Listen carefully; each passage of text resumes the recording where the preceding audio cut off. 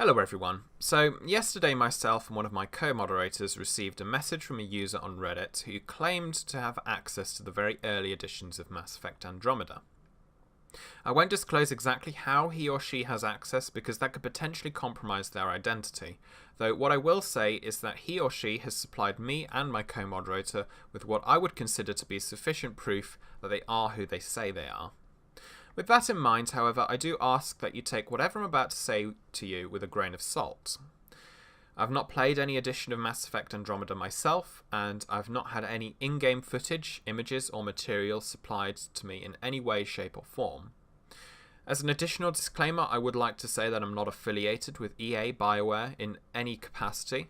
I have absolutely no relationship with them, and for the most part, I'm just a guy who likes to play video games and make YouTube videos. Everything I've been told has been by word of mouth. There's been no hard evidence of anything to do with the game which has been shown to me. It's just been a text format. So, on that basis, I would also like to ask you that you don't get angry, excited, or disappointed with anything that you're about to hear. While I trust my source is legitimate, you should keep in mind that any information that I was provided may be embellished, misleading, or it could just be a straight-up lie. So, with those things in mind, let's get into what was shared with me. The first thing that was mentioned is that the game will be squad-based, like in the original trilogy. You'll play as the protagonist, and there'll be two squad mates which were described to me. One of your squad mates is a human, a petite, buxom blonde woman, and another is the Krogan that we saw in the E3 trailer. All three of the squads have jetpacks like you get in Titanfall, and you're able to use them to explore environments in depth. Again, something we saw briefly mentioned in the E3 trailer. In addition to jetpacks, your Omni tool is a lot more interactable and situationally useful in combat as well. You can, for instance, deploy a shield on your arm at the touch of a button. Weapons are pretty similar to the ones that we're used to, so there isn't really any major changes there. The environment itself isn't very noteworthy at the moment, and there wasn't really much said on it, but I do imagine this is largely to do with the fact that missing textures and that sort of thing are generally polished at a much later stage of development, from what I gather. A significant improvement and a main focal point is the quality of facial features and character models, though. I think what they're going to be going with is actually getting very distinguishable characters, and perhaps we'll see a bit of customization with character models rather than just having the default appearance and then the loyalty appearance. But again, this wasn't really confirmed to me either way. Anyway, from what I do know is that it's going to be a drastic improvement over the character models that we have seen in the previous games, which is to be expected really. Destructible cover exists as well, in a big way, which is something I think a lot of people will anticipate since Mass Effect Andromeda will be powered by the Frostbite engine, so we may actually see destructible environments rather than just a few boxes that you can shoot out. The main ship is a completely new design, and the layout is totally different to how we're used to seeing the Normandy looking, for example. Textures, NPCs, and details are currently absent, so there's not much to say on that, but there is a few distinctive features. For example, it's noted that there's balconies which show lower levels, and on one of these lower levels there's the Mako. The Mako is very similar to the one that we saw in the E3 trailer. It's actually very accurate the way they portrayed it there, and there's lots of cool looking textures for armor plating and exterior features, so we might be able to see some sort of customization there. My source didn't confirm it if it was customizable or not, but it did seem to be insinuated that that was the case. On the topic of customization, we're able to customize our characters' armor, helmets, gauntlets, and that sort of thing. None of the features were described, but the whole system seems to feel very similar to the previous games, in terms of customization at least.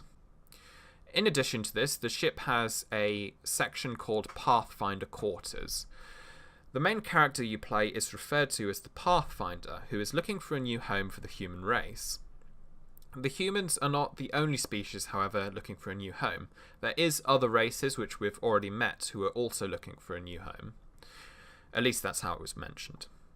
Ship navigation is drastically changed as well. You no longer just walk up to a main console and then zoom into a map and choose a destination. You actually fly the ship. So when you interact with the controls, the camera becomes a first-person view of the ship. You get a massive window and it sort of zooms out from there. You can then navigate around planets which have markers and waypoints to guide you through them, and if you wish to go faster, then you can engage the FTL drive and rapidly travel towards your destination. So that's a really cool feature, I thought. Moving on to combat and lore. You play as the Pathfinder, as I already said, an N7 operative who's looking for a new home for the human race.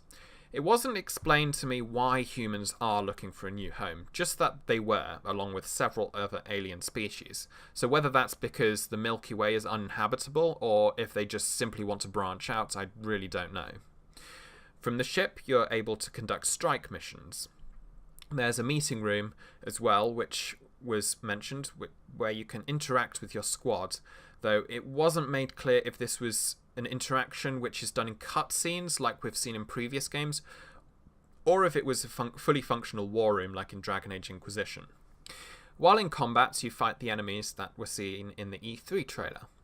These enemies are bipedal like we saw in the trailer, and they were described to me as a cross between Vorcha and Collectors. While I did ask for a name for this race, it wasn't shared with me. So whether that's because there isn't a name or it was something that was being withheld, I'm really not sure. However, one big twist which was told to me was that these non-human enemies dropped into combat from ships with a Cerberus insignia on them. Again, these are non-human enemies. They're alien enemies which look like a cross between Vorcha and Collectors, but they're dropping from Cerberus ships. And lastly, the antagonist. One of the antagonists you fight is a human soldier, with armor similar to yours, but it does lack the N7 branding. So the antagonist, from what I can gather, isn't the guy who we saw in the E3 trailer. It's not known who the character is that was being described, why he's there, or why he's hostile towards you. But you do get the option to spare him or kill him after defeating him. So to me that implied that Paragon and Renegade actions do exist in some form or another. So, that's all my source really had to say on the topic. As I said before, none of this is confirmed or proved by any hard evidence. The only proof that was supplied to me was that he is who he says he is, and I do believe that, and he likely does have access to Mass Effect Andromeda in its current form. I would like to remind you, though, that this should be treated as pure speculation and rumour at this point, due to the lack of evidence that suggests otherwise. I'm not sure if they're going to supply more information to me, or if it was just a one-time thing. But anyway, thanks for watching. Goodbye.